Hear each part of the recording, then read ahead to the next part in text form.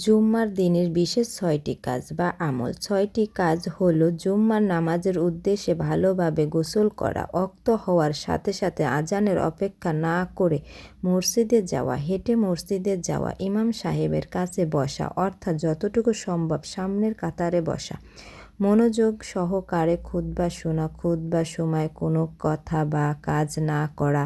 এছাড়াও জুম্মার দিন আরও কিছু আমল আছে। যে ব্যক্তি জুম্মার দিন সূরা কাহাফ পাঠ করবে তার জন্য এক জুম্মা থেকে অপর পরবর্তী জুম্মা পর্যন্ত নূর হবে। যদি কোনো ব্যক্তি একবার দুরূদ পড়ে তবে তার প্রতি ১০ বার রহমত নাজিল করা হবে। সে ৮ দিন পর্যন্ত সব ধরনের ফিতনা থেকে মুক্তি থাকবে। যদি দাজ্জাল বের হয় তবে সে দাজ্জালের ফিতনা থেকেও মুক্তি পাবে।